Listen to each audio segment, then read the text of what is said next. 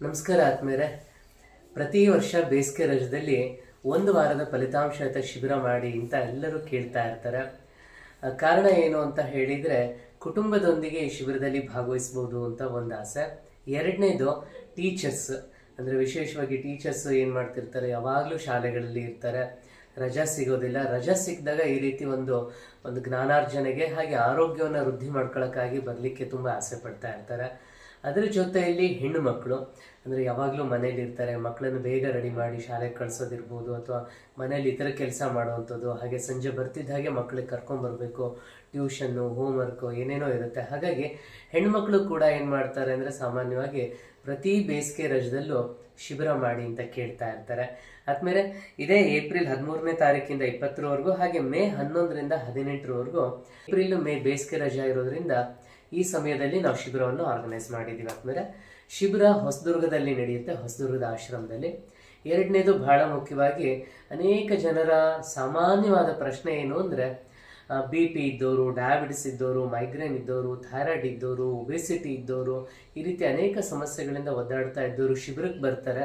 ನಿಮ್ಮ ಶಿಬಿರದಲ್ಲಿ ಭಾಗವಹಿಸಿದಾಗ ಆ ರಿಸಲ್ಟ್ ಹೇಗಿದೆ, ಯಾವ ರೀತಿ ಫಲಿತಾಂಶ ತೊಗೊಂಡಿದ್ದಾರೆ ಅಂತ ದಯವಿಟ್ಟು ತಿಳಿಸಿ ಅಂತ ಹೇಳ್ತಾ ಇರ್ತಾರೆ. ಆದ್ಮೇಲೆ ನಾವು ಯಾವಾಗಲೂ 100 ಡೇಸ್ ಟಾರ್ಗೆಟ್ ಕೊಡ್ತೀವಿ, ಅಂದರೆ 100 ದಿನದ ಒಂದು ಚಾಲೆಂಜಿವ್ ಆಗಿ ತೊಗೊಳ್ಳಿ ಅಂತ ಹೇಳ್ತೀವಿ. ಈ 100 ಡೇಸ್ ನಾವಿಲ್ಲಿ ಏನು ತಿಳಿಸ್ಕೊಟ್ಟಿದ್ದನ್ನು ಅನುಸರಿಸ್ತಾರೋ, ಅದು ಅನುಸರಿಸಿದಾಗ ಸಾಮಾನ್ಯವಾಗಿ 90% ಎಲ್ಲರೂ ಲಾಭ ತೊಗೊಂಡಿದ್ದಾರೆ. ಅಂದರೆ ಡಯಾಬಿಟಿಸ್ ಹೈ ರೀಡಿಂಗ್ಸ್ ಇರುತ್ತೆ, 200, 300, 400ವರೆಗೂ ರೀಡಿಂಗ್ಸ್ ಇರುತ್ತೆ. ಆ ಥರ ರೀಡಿಂಗ್ಸ್ ಇದ್ದವರು ಕೇವಲ 3 ತಿಂಗಳಲ್ಲಿ ಫುಲ್ ನಾರ್ಮಲಿಗೆ ಬಂದಿದ್ದಾರೆ. HbA1c ತುಂಬ ಶೂಟಪ್ ಆಗಿದ್ದವರು ನಾರ್ಮಲಿಗೆ ಬಂದಿದ್ದಾರೆ. ಹಾಗೆ ಮೆಡಿಸನ್ನಿಂದ ಹೊರಗೆ ಬಂದಿದ್ದಾರೆ. ಹೈ BP ಇದ್ದವರು, ಹೈ ಕೊಲೆಸ್ಟ್ರಾಲ್ ಇದ್ದವರು, ಬ್ಲಾಕೇಜಸ್ಸಿಂದ ಒದ್ದಾಡ್ತಾ ಇದ್ದವರು, ಅದರ ಜೊತೆಯಲ್ಲಿ ಗ್ಯಾಸ್ಟ್ರೈಟಿಸ್, ಆಸಿಡಿಟಿ, ಕಾನ್ಸ್ಟಿಪೇಷನ್ ಅಂದರೆ ಮಲಬದ್ಧತೆ, ಪದೇ ಪದೇ ಮಲಬದ್ಧತೆ ಆಗೋದ್ರಿಂದ ಎಲ್ಲ ರೀತಿಯ ಸಮಸ್ಯೆಗಳಿಗೆ ಆಹ್ವಾನ ಕೊಡುತ್ತೆ. ಆಯುರ್ವೇದ ಅದರಲ್ಲಿ ಹೇಳುತ್ತೆ, ಎಲ್ಲ ಕಾಯಿಲೆಗಳ ಮೂಲ ಉದರ ಅಂತ. ಅಂದರೆ ಹೊಟ್ಟೆ ಎಷ್ಟು ಸ್ವಚ್ಛವಾಗಿರುತ್ತೋ ಅಷ್ಟು ರೋಗ ಬರೋದಿಲ್ಲ, ಹೊಟ್ಟೆ ಗಲೀಜಾದಷ್ಟು ಮೈ ತುಂಬ ರೋಗ ಬರುತ್ತೆ. ಹಾಗಾಗಿ ಪ್ರತಿಯೊಬ್ಬ ಶಿಬಿರಾರ್ಥಿಗೆ ಯೋಗಿಕ ಶರೀರ ಶುದ್ಧೀಕರಣ ಮಾಡಿಸ್ತೀವಿ. ಅಂದರೆ ದೇಹದ ಒಳಗೆ ಸ್ವಚ್ಛ ಆಗ್ತಿದ್ದಾಗೆ ನಿಜವಾದ 1 ವಾರದ ಶಿಬಿರದ ಲಾಭ ಸಿಗುತ್ತೆ. ಅದ್ರ ಜೊತೆಯಲ್ಲಿ ಒಳ್ಳೆಯ ಆಹಾರ, ಅಂದರೆ ಗಾಣದೆಣ್ಣೆ, ಸಾವಯವ ಉಪ್ಪು, ಹಾಗೆ ರಾಸಾಯನಿಕ ಮುಕ್ತ ಸೊಪ್ಪು ತರಕಾರಿಗಳನ್ನು ನಾವು ಮಾಡ್ತೀವಿ, ಅದರಲ್ಲಿ ಆಹಾರ ತಯಾರಿಸ್ತೀವಿ. ಜೊತೆಯಲ್ಲಿ ಎಲ್ಲ ರೀತಿಯಿಂದನೂ ಪಾಸಿಟಿವ್ ಆಗಿರುತ್ತೆ. ಅಂದರೆ ಆಲೋಚನೆ ಇರ್ಬೋದು, ಆಹಾರ ಇರ್ಬೋದು, ವಾತಾವರಣ ಇರ್ಬೋದು, ನೀರಿರ್ಬೋದು, ಆ ಗಾಳಿ ಇರ್ಬೋದು, ಅಂದರೆ ತುಂಬ ಸುಂದರವಾಗಿದೆ ಪ್ರಕೃತಿ ಮಧ್ಯೆ ಇರೋದ್ರಿಂದ. ಸೊ ಈ ವಾತಾವರಣ ಜೊತೆಯಲ್ಲಿ ಕೊಡ್ತಕ್ಕಂಥ ವಿಚಾರಗಳು, ಹಾಗೆ ಬರ್ತಿದ್ದ ಹಾಗೆ ಮೊದಲು ಅವ್ರ ತಲೆಯಲ್ಲಿ ಏನೇನೋ ಭಯ ಇಟ್ಕೊಂಡು ಬಂದಿರ್ತಾರೆ, ಭಯವನ್ನು ತೆಗಿತೀವಿ. ಹೀಗೆ ಒಟ್ಟಾರೆಯಾಗಿ ಹೇಳೋದಾದರೆ ಇಡೀ ಶಿಬಿರವೇ ಬರ್ತಿದ್ದ ಹಾಗೆ 1 or 2 ಡೇಸಲ್ಲಿ ಒಬ್ರಿಗೊಬ್ರು ಎಲ್ಲ ಪರಿಚಯ ಆಗ್ತಾರೆ. 1 ವಾರ ಕಳೆದಿದ್ದೇ ಯಾರಿಗೂ ಗೊತ್ತಾಗೋದಿಲ್ಲ, ಅಷ್ಟು ಖುಷಿಯಾಗಿ ಸಂತೋಷವಾಗಿದ್ದು ಹೋಗ್ತಾ ಎಲ್ಲರೂ ಹೇಳೋವಂಥ ಒಂದು ಮಾತು ಏನು ಅಂದರೆ, ಮನೇಲಿ ಕೂಡ ಇಷ್ಟು ಖುಷಿಯಾಗಿರಲಿಲ್ಲ, ಅಷ್ಟು ಸಂತೋಷವಾಗಿಲ್ಲಿದ್ದು ಇಷ್ಟು ಬೇಗ 1 ವಾರ ಮುಗದೆ ಹೋಗ್ಬಿಡುತ್ತಾ ಅಂತೇಳಿ ಭಾಳ ವಿಚಾರ ಮಾಡಿಕೊಂಡು ಹೋಗ್ತಾ ಇರ್ತಾರೆ. ಆದಮೇಲೆ ಬನ್ನಿ, 1 ವಾರ ಜೀವನದಲ್ಲಿ ಬೇಕಾದಷ್ಟು ಕಳೆದಿರ್ತೀರ. 1 ವಾರ ನಿಮಗಾಗಿ ನೀವು ಕಳೀರಿ, ನಿಮ್ಮ ಆರೋಗ್ಯ ವೃದ್ಧಿ ಮಾಡ್ಕೊಳ್ಳೋಕ್ಕಾಗಿ ಕಳೀರಿ.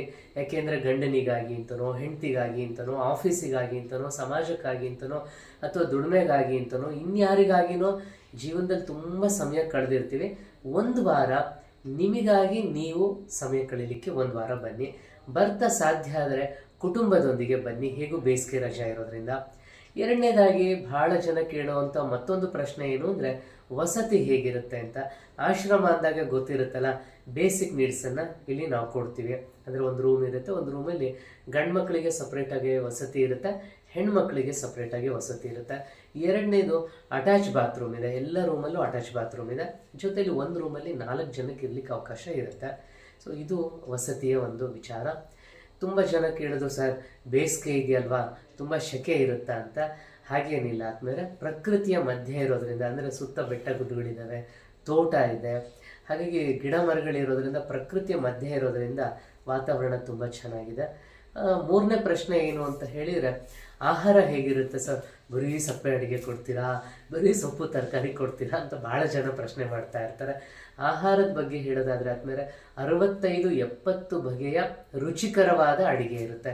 ಅಂದರೆ ಇಡ್ಲಿ, ದೋಸೆಯಿಂದ ಹಿಡಿದು ಮುದ್ದೆ, ರೊಟ್ಟಿ, ಅನ್ನ ಸಾಂಬಾರು, ಕಿಚಡಿ, ಬಿಸಿಬೇಳೆಬಾತು, ಹಾಗೆ ಬೋಂಡ, ಬಜ್ಜಿಯಿಂದ ಹಿಡಿದು ಎಲ್ಲ ರೀತಿಯ ರುಚಿಕರವಾದ ಆಹಾರ ಇರುತ್ತೆ. ಜೊತೆಗೆ ವೈವಿಧ್ಯಮಯವಾದ ಹಾಲುಗಳಿರುತ್ತೆ, ಮಜ್ಜಿಗೆ ಇರುತ್ತೆ, ಕಷಾಯಗಳಿರುತ್ತೆ. ಕಷಾಯ ಅಂದರೆ ಅಮೃತಕ್ಕೆ ಸಮಾನ, ಔಷಧಿಗೆಗಿಂತ ಇನ್ನೂ ಹೆಚ್ಚು ಏನಾದರೂ ಲಾಭ ಕೊಡೋದಾದರೆ ಕಷಾಯಗಳು. ಯಾವ್ಯಾವ ಕಾಯಿಲೆಗೆ ಯಾವ ನಿರ್ದಿಷ್ಟವಾದ ಕಷಾಯಗಳನ್ನು ತಗೋಬೇಕು ಅಂತ ತಿಳಿಸೋದಷ್ಟೇ ಅಲ್ಲದೆ ಆ ಕಷಾಯಗಳನ್ನು ಕೂಡ ಕೊಡ್ತೀವಿ.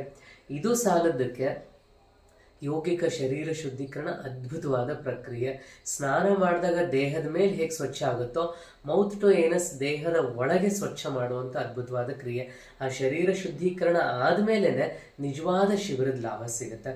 ಇದಲ್ದಲೆ ಬೆಳಿಗ್ಗೆ ಸಂಜೆ ನಿರ್ದಿಷ್ಟವಾದ ಯೋಗಾಸನ, ಪ್ರಾಣಾಯಾಮ, ಮುದ್ರಾ ಪ್ರಾಣಾಯಾಮ, ಹಾಗೆ ಯಾವ್ಯಾವ ಕಾಯಿಲೆಗೆ ನೀವು ಯಾವ ಅಭ್ಯಾಸ ಮಾಡಬೇಕು, ಸುಮ್ಮನೆ ಎಲ್ಲ ಅಭ್ಯಾಸ ಮಾಡೋದಿಲ್ಲ, ನಿಮ್ಮ ಸಮಸ್ಯೆಗಳಿಗೆ ಯಾವ ಯೋಗಾಸನ ಪ್ರಾಣಾಯಾಮ ಮಾಡಬೇಕು ಅಂತ ಕೂಡ ಪ್ರಾಕ್ಟಿಕಲ್ ಆಗಿ ಟೀಚಿಂಗ್ ಇರುತ್ತೆ.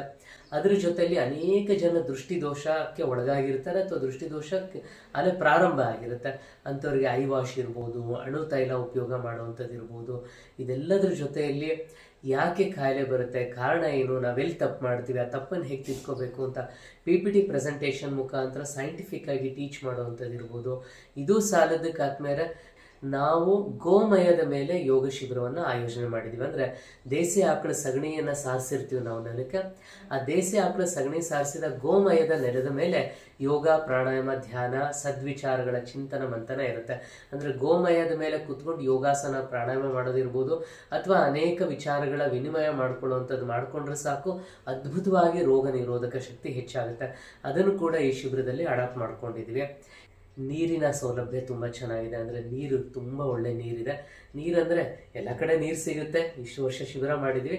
ಅದರಲ್ಲಿ 2 ಬೆಟ್ಟದ ಮಧ್ಯೆ ಒಂದು ಕಟ್ಟೆ ಕಟ್ಟಿದ್ದಾರೆ, ಒಂದು ಚೆಕ್ ಡ್ಯಾಮ್ ಥರ ಮಾಡಿದ್ದಾರೆ. ಶುದ್ಧವಾದ ಮಳೆ ನೀರು, ಗುಡ್ಡದ ನೀರು, ಕಾಡಿನ ನೀರು ಇಲ್ಲಿದೆ. ಈ ರೀತಿ ಒಟ್ಟಾರೆಯಾಗಿ ನಾನು ಹೇಳೋದಾದರೆ ಈ ಶಿಬಿರ ತುಂಬ ಚೆನ್ನಾಗಿರುತ್ತೆ. ಹೊಸದುರ್ಗದಲ್ಲಿ 2 ಶಿಬಿರ, ಏಪ್ರಿಲ್ ಬ್ಯಾಚ್ ಒಂದು, ಮೇ ಬ್ಯಾಚ್ ಒಂದು. ಈ 2 ಶಿಬಿರ ಬೇಸಿಗೆ ರಜದಲ್ಲಿ ಇರೋದ್ರಿಂದ ತಾವೆಲ್ಲರೂ ಬನ್ನಿ, ತಮ್ಮ ಸ್ನೇಹಿತರಿಗೆ ತಿಳಿಸಿ, ಬಂಧು ಬಾಂಧವರಿಗೆ ತಿಳಿಸಿ, ಹಾಗೆ ತಮ್ಮ ಆತ್ಮೀಯರು ಯಾರಾದರೂ ಇದ್ದರೆ ಅವರಿಗೂ ತಿಳಿಸಿ, ಹಾಗೆ ಅವರೆಲ್ಲರನ್ನೂ ಕರ್ಕೊಂಬರುವಂಥ ಪ್ರಯತ್ನ ಮಾಡಿ. ಹೆಸರನ್ನು ನೋಂದಾಯಿಸ್ಕೊಳ್ಳಿಕ್ಕೆ 7624888882. ಮತ್ತೊಮ್ಮೆ ಹೇಳ್ತಾ ಇದ್ದೀನಿ, ನಿಮ್ಮ ಹೆಸರನ್ನು ಶಿಬಿರದಲ್ಲಿ ನೋಂದಾಯಿಸ್ಕೊಳ್ಳಿಕ್ಕಿರ್ಬೋದು, ಅಥವಾ ಯಾವುದಾದ್ರೂ ಪ್ರಶ್ನೆಗಳಿದ್ರೆ, ಅಥವಾ ಬರ್ತಾ ಹೇಗೆ ಬರಬೇಕು, ಲೊಕೇಶನ್ ಪಡ್ಕೊಳ್ಳೋದಿರ್ಬೋದು, ಅಥವಾ ಬರ್ತಾ ಏನು ತೊಗೊಂಬರ್ಬೇಕು, ಹೀಗೆ ಯಾವುದೇ ವಿಚಾರಗಳು ಹೇಳೋದು, ಕೇಳೋದು ಅಥವಾ ತಿಳ್ಕೊಳ್ಳೋವಂಥದ್ದು ಏನಾದರೂ ಇದ್ರೂ ಕೂಡ ಇದೇ ನಂಬರಿಗೆ ನೀವು ಕಮ್ಯುನಿಕೇಟ್ ಮಾಡಿ ಅಥವಾ ಕಾಂಟ್ಯಾಕ್ಟ್ ಮಾಡಿ, ವಾಟ್ಸಪ್ ಮಾಡಿ ಅಥವಾ ಫೋನ್ ಮಾಡಿ. 7624888882. ಮತ್ತೊಮ್ಮೆ ಹೇಳ್ತಾ ಇದ್ದೀನಿ, 762488 ಮತ್ತೆ 88 ಹಾಗೆ 82. ಈ ನಂಬರ್ನ ನಿಮ್ಮ ಮೊಬೈಲಲ್ಲಿ ಸೇವ್ ಮಾಡ್ಕೊಂಡು ವಾಟ್ಸಪ್ ಆದರೂ ಮಾಡಿ, ಇಲ್ಲ ಫೋನ್ ಆದರೂ ಮಾಡಿ. ತಾವೆಲ್ಲರೂ ಈ ಶಿಬಿರದಲ್ಲಿ ಭಾಗವಹಿಸ್ತೀರಾ ಅಂತ ಭಾವಿಸ್ತಾ ಇದ್ದೀನಿ. ಯಾಕೆಂದರೆ ಅನೇಕ ಜನರು ನೀವು ಕೇಳ್ತಾನೆ ಇದ್ದೀರಿ, ಬೇಸಿಗೆ ರಜೆ ಬಂದಾಗ ಹೇಳಿ, ಬೇಸಿಗೆ ರಜೆ ಬಂದಾಗ ಹೇಳಿ ಅಂತ. ಏಪ್ರಿಲ್ 2nd ಸಾಟರ್ಡೆಯಿಂದ 1 ಬ್ಯಾಚು, ಹಾಗೆ ಮೇ 2nd ಸಾಟರ್ಡೆಯಿಂದ 1 ಬ್ಯಾಚ್ ಇದೆ. ತಾವೆಲ್ಲರೂ ಬನ್ನಿ, ಬರ್ತಾ ಕುಟುಂಬದೊಂದಿಗೆ ಬನ್ನಿ ಅಂತ ಹೇಳ್ತಾ, ಭಗವಂತ ನಮ್ಮೆಲ್ಲರಿಗೂ ಒಳ್ಳೇದು ಮಾಡಲಿ, ಸುಖ, ಶಾಂತಿ, ನೆಮ್ಮದಿ, ಆರೋಗ್ಯವನ್ನು ಕೊಟ್ಟು ಕಾಪಾಡಲಿ, ಜೊತೆಗೆ ತಾಳ್ಮೆ, ವಿವೇಕ, ಜ್ಞಾನ, ಭಕ್ತಿಯನ್ನು ಕೊಟ್ಟು ಕಾಪಾಡಲಿ ಅಂತ ಹೇಳ್ತಾ ಎಲ್ಲರಿಗೂ ಒಳ್ಳೆಯದಾಗಲಿ. ಧನ್ಯವಾದ.